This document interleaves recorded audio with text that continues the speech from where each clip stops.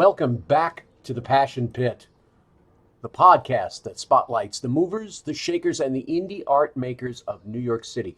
I'm Jay Michaels. Now, the term independent, when used in the arts, usually meant film. Indie filmmaking was a coined term before it hit the lively live arts. We were always called off-Broadway, which is losing its cutting edge over these decades. Thus, we are now indie theater. But there's now a new indie TV. Webisodes and full series are appearing online with the frequency of plays in a theater festival. Now, thanks to Netflix, Amazon, Hulu, YouTube, all access channels, and so much more, the new TV is also the new indie. We're going to hear from Alex Pires, the creator of Peas in a Pod, a new series which could be the Seinfeld or Friends of the millennial generation. He and his co-star, Stephanie Windland, chatted with me about getting the show off the ground and on the air. Now, we had to cut in from two different lines, and it was windy outside, and I don't think I paid my phone bill yet or something like that, so the connection's tiny bit rough, but bear with us. We had to battle the elements to get together. Ladies and gentlemen, this is the third call through. That's why we had to merge in. We're talking to Alex Pires and Stephanie Windland of the new series, Peas in a Pod. It is a web series, and it's basically the millennial Friends or Seinfeld, as it's about genuine friendship and not any of that other underlying stuff that every series happens to have. Guys, tell me all about the show. Correct. Hello, everyone. Hey.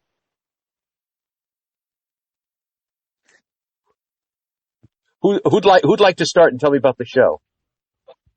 Stephanie, go ahead. Okay, so like you said, your Peas in the Pod. I love that you said it was like the millennial Seinfeld. That's a great way of starting it. Because we are very dedicated to kind of bringing in old style of comedy, like a Seinfeld, Friends, but also mixing it with new things like Broad City and with Scrubs is another one that we love. And we also love the idea of a man and a woman living together, and there's just no sexual tension. It's no will they or won't they, and I think that a lot of comedic opportunities open up when you can just be comfortable the way that two women would be with each other or two men. Yeah. I think that's really great because I remember I'm not a millennial. And I remember series like Moonlighting where we almost forgot whatever the plot was. We were just wondering whether they were ever going to get together. And how many times do we just wait for that and it negates the series? Here it allows the writing, it allows the acting to come through so much stronger. Yes, I completely agree with you. And also once you then, I find like, have the relationship on the show, so you build up all this tension and they get together, then it's almost like, oh, where do we go from here? Because that's kind of what the show is about. And so now what do we do with them as a couple? And then a lot of shows end up just kind of breaking them up and getting them back together and breaking them up, and you know how it goes. I was taught in the good old days that's what an old-fashioned musical is. It's boy meets girl, boy loses girl, boy gets girl again. That seems to be every show. So it's nice that we're able to say, okay, put that aside, we don't care. Let's worry about this. And that's shown in the uproarious scene when you two try to have sex. It was downright vaudeville, which was excellent. Thank you. Yes, thank you very much. I think it was pretty carefully planned in terms of like the writing and then blocking it out, framing and everything. It's like, how do we make this funny, make it make sense and relatable, and also really just like drive home the whole point of this episode and the whole show. So I'm glad that it came across. Oh, for sure. As you guys know, I've been shopping this around all over, and the worst comment I've heard was that they want more, which is absolutely gorgeous. Alex, tell me about as you are the creator, as well as one of the two titular characters, one of the two P's. Tell us how you came about to do this, to create this. Yeah. So in late 2015, I ran into a colleague of mine who I worked on another web series with back in New England. And we decided to try to work together to just kind of write some sketches and just to do something. And I was not a writer really by any means, or, I really just kind of considered myself an actor. But I just thought, why not? I didn't have much else going on. And so we wrote some sketches, and they were funny, and, it was working out for a bit, but then that partnership kind of fizzled out. And I kind of put the sketches to bed for a little bit. And then I met, several other creative partners, like trying to figure things out. And the sketches kind of turned more into a fully thought out idea. And then by the time that I met Stephanie, I had already come to the decision that I wanted to do a series, like an episodic, where the male and female leads don't have a romantic relationship. They're strictly platonic, because then you could have a slew of comedic opportunities there. And it's also just something I've never seen before in a sitcom or even a drama comedy or anything like that, in this exact way. And then, we used some of the sketches that I wrote back before in 2015, and we turned them into full-on episodes, and just solidified the ideas a little more of who the characters are and where this, the season would go and that kind of a thing. And then we started shooting, and that happened in meeting Stephanie and working on it from there started in 2018. About the middle of it, this summer, I think. And here we are now with a finished pilot and midway through shooting the rest of season 1. This is great. So you're already proceeding in terms of the whole season. Where do you get your ideas from? Do they come organically? Does something happen and you go, hey, what if we did this? Almost like the good old days on that, or is it do you have an idea of where each episode is going, or is it more organic? It's pretty different for each episode, I think. Like I said, because at least half of the episodes are from the sketches I wrote back in 2015. Uh-huh. They were a combination of just what I thought was funny, or something sort of topical at the time, or something that really had to do with me personally.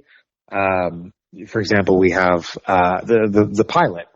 Dating is a very quintessential issue that everybody deals with, no matter who you date or what it is. It's just a struggle for everybody. And so I just thought, how do I turn the dating cliche into something sort of original and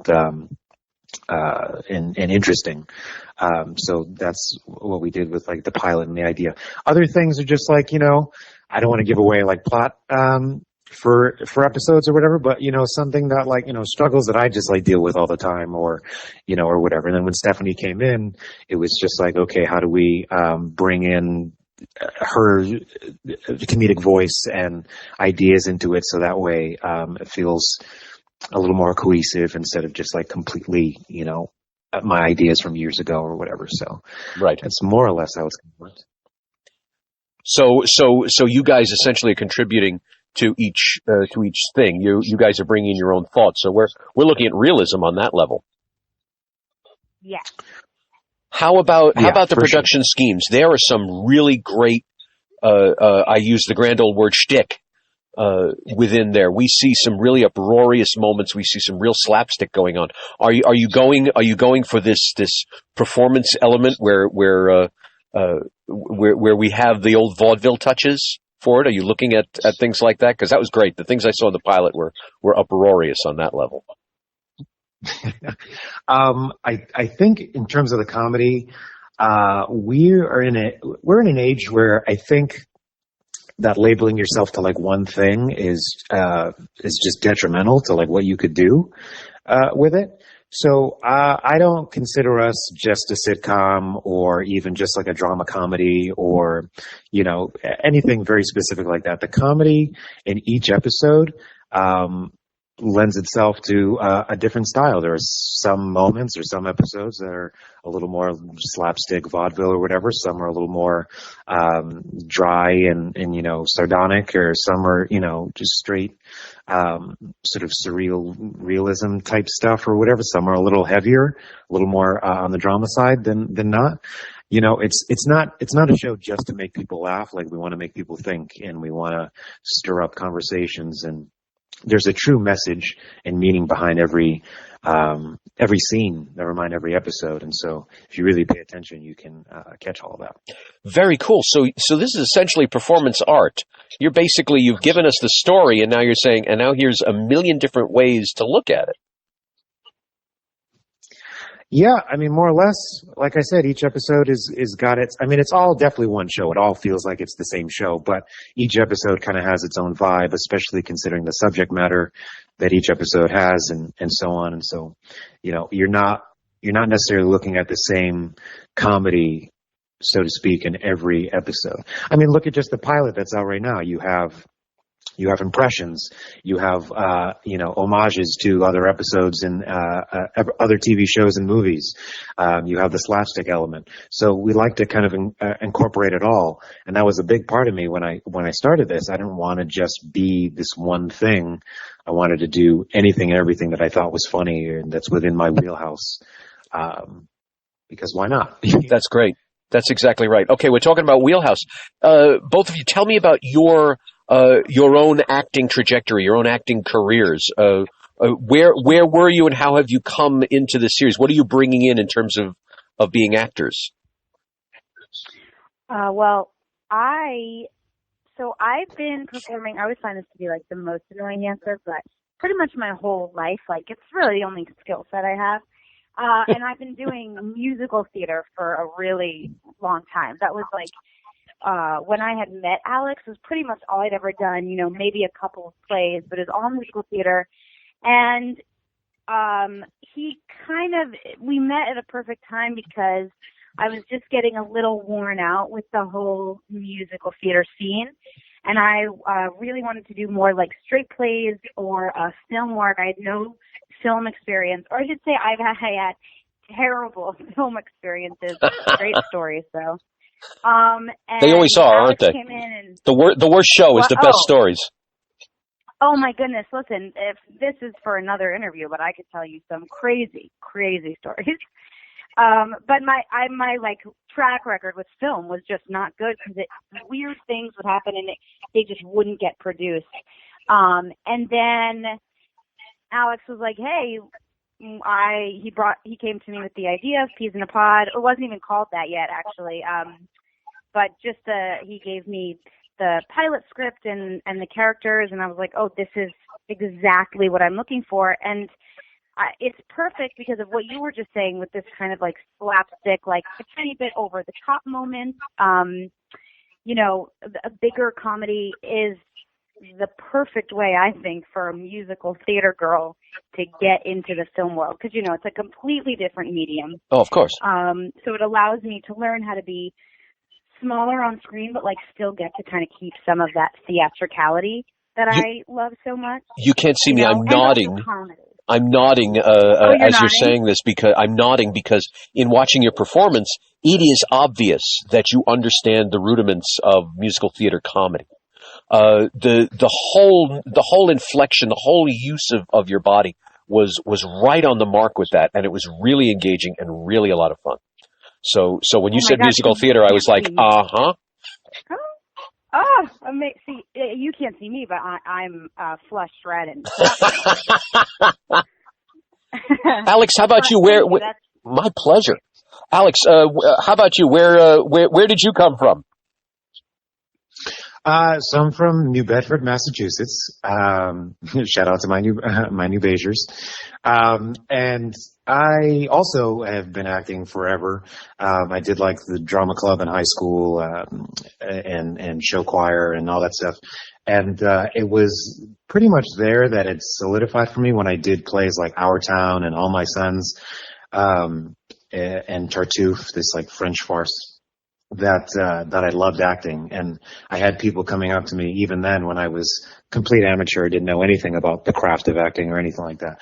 I had people coming up to me and telling me that I needed to pursue this professionally because I have something here, and it meant a lot. But I still decided to go the safe route, and I got accepted to like a fast track program at Mass College of Pharmacy to be a physician assistant. So I was on my way to that, and I just knew almost immediately that this was not the path for me. I was like, I would much rather do this on TV or something, because it's not working out. So I left and kind of paid my dues, in like the small Boston market, saved up enough money to move to New York.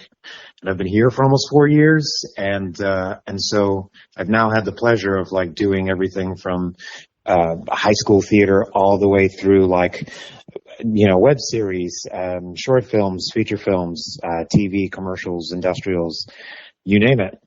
And I've taken all that experience and everything I've learned in both Boston and now New York, to try to make this web series the best I can. So you have credentials in French farce and other classical work, yes? Is that what I'm hearing? Sure, I guess you could say that. The reason I say that is because you had a great mastery of humor. It is easy to destroy the impression sequence that you did in the pilot. It is easy to destroy that, and you did not. That was again. It was hilarious. It was timed well. It was shot beautifully. So again, I could see that you both have the rudiments of the grand old theater in you, that you're able to master. You're able to master your material so fast. It was fun watching you. Let's put it that way. Now let's talk about the medium that you're in. Webisodes. This is the new TV. This is the new streaming television. Tell me about your thoughts on webisodes, on the future of television, if you were. Ooh.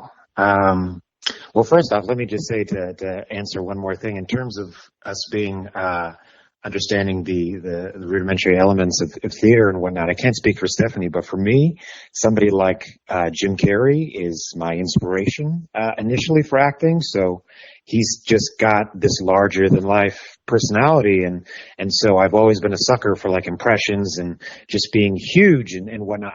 That just really I really connect with that, and so I think that is probably found its way through all of my work, just this theatricality and whatnot. We're very much, especially at the beginning of my career, I was very much told to, bring it down because my eyebrows were launched into the back of my neck and I was just, flailing all over the place like an animal. Don't bring it down. Jim Carrey was the first performer to make $20 million. So keep it up. The eyebrows and the talent. Oh, thank you. So I will. But to answer your question about webisodes, we're in such a gray area with it. It's so new still to like the world that everybody is just in this free for all where I think we're all just trying to make it. And it feels like for the most part that, we're all just trying to maybe follow the episodic format that we see on mainstream television or whatever, but just shorter, which is definitely a big part of it. But I think that, like always, the indie world is a great place to just get as experimental and unique and out there as you possibly want, because it's already indie. So if nobody's going to see it, you might as well, you might as well do exactly what you want. But it's being proven over and over again that these indie creators are starting to get some attention. You have the Issa Raes, you have the couple that created High Maintenance, you have right. Alana and Abby from Broad City. They're doing what they find interesting and funny and unique. And in those cases, like with web series, and people saw their potential. And so we're hoping to have similar success in getting this. If this were like fully produced in the way that I want it to be and how I think we both want it to be, it would blow the lid off of what a typical comedy has been, at least in the United States. So, do you feel that the time is right now? I'm from what I'm seeing, to go from the webisode, to go from the indie, if you will, onto streaming on Amazon or Netflix or Hulu or any of them is so much easier. So much, I can't say easier. Easier is nothing in the entertainment industry, but so much more accessible. Do you think that this is a good time to get into webisodes, to get into filming pilots for different projects? Do you think the opportunities are stronger now thanks to all the streaming opportunities? Oh, absolutely. I also think, I don't want to say the only time, it's almost the only way at this time right now. Especially for two actors, like the industry is so saturated with actors that it's nearly impossible to get noticed or get your stuff out there without creating it yourself. Mm-hmm. And as we see, we have Amazon and Hulu, but now you're also seeing Facebook TV and Instagram TV. And these are platforms that didn't originally start on a level of entertainment. They started as social media. So from what I've gathered from people that know a little bit more about like Facebook TV, Instagram TV, is these are people that are like just looking for someone to come in and do the work for them. So they're like, oh, you have a show? Great. Like, we have the money. Let's do it. And so I think now is absolutely the time. Cool. I completely agree with you. There are moments I'm watching a show on Netflix and I'll stop for a moment and go, how the hell did this happen? And I don't mean that in a bad way. I mean in the sense I just saw one about the loving relationship between a dominatrix and her gay friend. And I remember. Oh, yes. It was a great series. I watched every second of it. I loved it. And I thought to myself, 10 years ago, this would never have even been spoken about. 20 years ago, people would have told you to shut up. So now is the time when imagination seems very powerful. On that level, where do you guys want it to go? The magical television magic lamp comes down and says, okay, let's give you the wishes that you wish. Where do you want this series to go? Oh, Alex, do you want to go first? Oh, there's the bus. What? Oh, no, I have my answer. I just did it because I just spoke, so I don't know if you want me to go first. No, it's okay. I'm kidding. Honestly, and this is not a cop-out, I don't have any one particular option that is like my number one. There are several homes for this where I really see it happening just based on other things that they've made. So Comedy Central is up there. Netflix is up there. I would love a sort of, HBO type thing where we could definitely get a little dirtier, a little grungier, and like not have to worry about it. And I think that we have the liberty because again, people will make more chances, just kind of like saying that they're just looking for somebody to deliver it as ready to go as possible. So we don't have to hear any specific, time stamps of each episode, a particular, style of comedy or a particular language that we use. We could totally have full freedom with this because everybody is looking for the next best thing, the big money maker, or like whatever is really there. I will say whatever home that we have, I would want us to be able to keep as much creative control and freedom as possible because, when you get the suits come in and start telling you to, say this or don't do this or can this happen or whatever is when, a show starts to lose its integrity. But that's... I've noticed that's going away. The notion of losing creative control, that the executive producer is the creator and it stays the way they want. So happily, I think you're gonna have that wish for sure. Stephanie, where's it going? Okay, so I agree with Alex. There's 10 million possibilities that could make me super happy.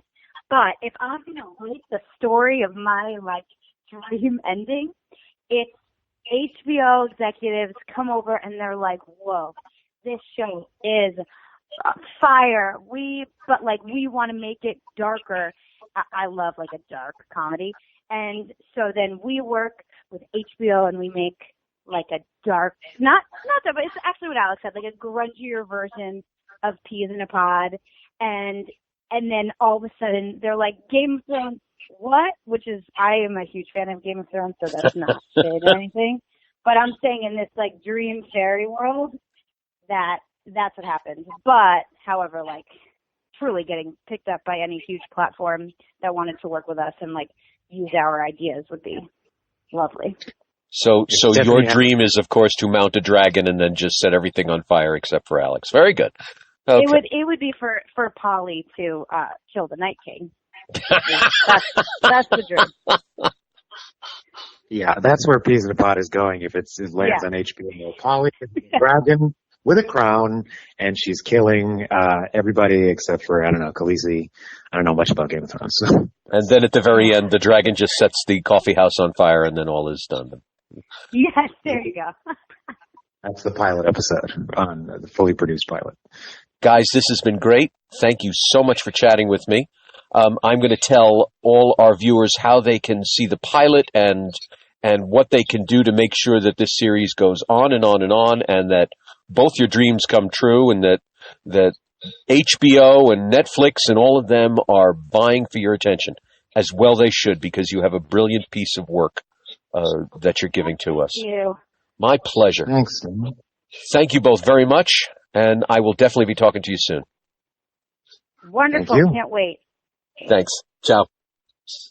Bye. Bye. Would you like more people to attend your show? At Applaud, we combine artificial intelligence and human intuition to expand your audience and increase ticket sales. For a limited time, we'll help you fill your seats free of charge to prove our value. That's right, we will promote your show at no cost if you begin right away. Sound good? For more information, email promote@applaud.com. See, now, I'm a TV holic, so I'm going to be sitting and watching the rest of the season the moment I can. We'll hear from Richard Wingert, the show's executive producer, on a future program. Meanwhile, next time we're going to get back to indie theater, and this time we're going off-Broadway for a long-awaited and very exciting project coming to New York this fall. Until next time.